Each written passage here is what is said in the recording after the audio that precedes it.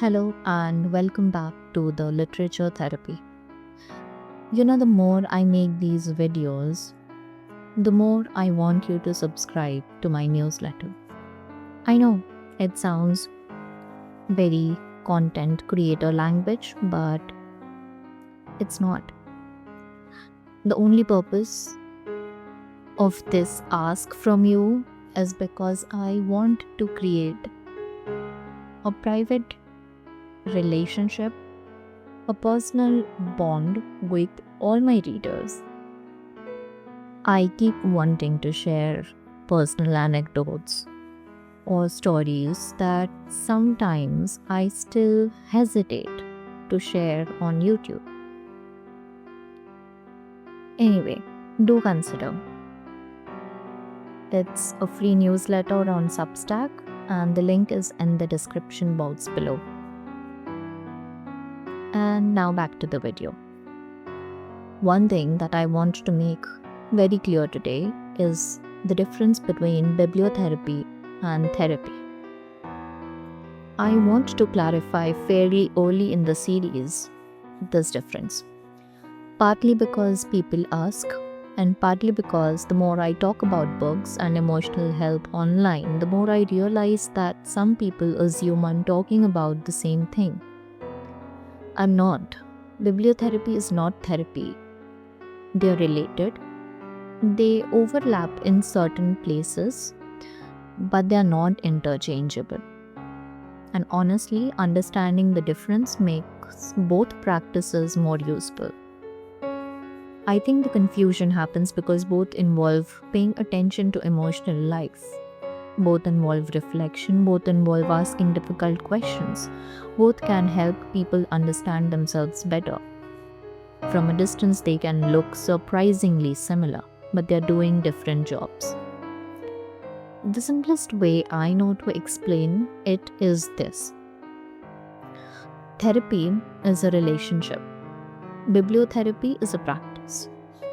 Therapy involves another person, a trained professional who can respond to you in real time, who can notice patterns, ask questions, challenge assumptions, recognize risk, adapt to what is happening in front of them. Books cannot do any of those things. Wonderful as they are, books cannot interrupt you. They cannot say, "That's interesting, tell me more about that." They cannot notice that you've spent 20 minutes talking around the actual problem. They cannot ask whether you're safe. They cannot respond when the conversation changes direction. They are many things, but they are not interactive. And that distinction is the difference. It matters, and it matters a lot. Because one of the things therapy provides is another mind, another perspective, another human being helping you carry something. A book can only accompany you. A therapist can accompany you back. Those are different experiences. I also want to be careful about something that happens online quite often. People sometimes talk about books as though they can replace professional support entirely. I don't think that's fair to books or to people. Books can be deeply meaningful. They can help us feel understood. They can give us language. They can reduce isolation. Sometimes they can even change the way we understand our own experiences.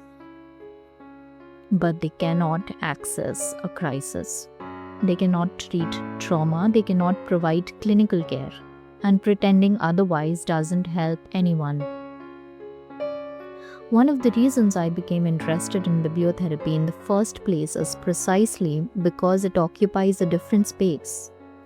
Not the space of treatment, the space of everyday emotional life.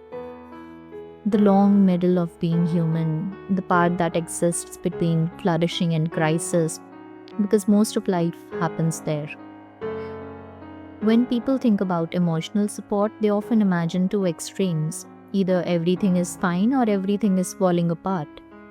But most people spend most of their lives somewhere in between. They're carrying uncertainty or loneliness or disappointment or grief or questions they haven't quite answered yet. Nothing is necessarily wrong. Nothing is necessarily easy. They're simply living. And literature has always been remarkably good company for that kind of life. In fact, I think many readers are already using books this way without realizing it. They reach for certain novels during certain periods. They return to familiar authors when life becomes difficult. They underline passages that explain something they couldn't explain themselves. They keep books because of when they read them, not because the books were objectively better than everything else on the shelf. That's bibliotherapy, not treatment, relationship, recognition, reflection, companionship.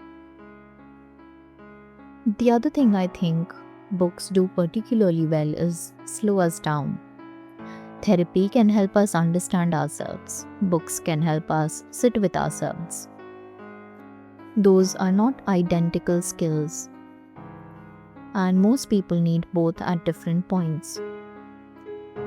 I've met readers who benefited enormously from therapy. I've met readers who found comfort and understanding in literature. I've met many people who needed both simultaneously. And honestly, I don't see those things as competing with each other. I see them as working alongside each other. A therapist may help someone understand why a pattern exists. A novel may help them feel less alone inside it. An essay may give language to an experience. A therapeutic conversation may help them decide what to do next. Different tools, different purposes, different strengths. One of the reasons I wanted to start this channel was because I think literature often gets reduced to entertainment on one side and academic analysis on the other. And I think there's another possibility, a more personal one.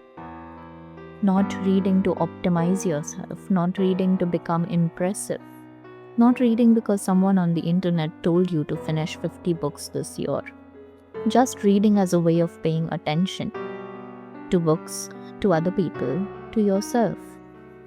That's the space bibliotherapy lives in. Not instead of therapy, alongside the rest of a thoughtful life. If there's one thing I'd like you to take from this video, is this.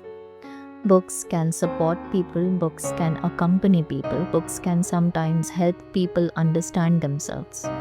But books are not therapists, and they don't need to be. What they're already doing is valuable enough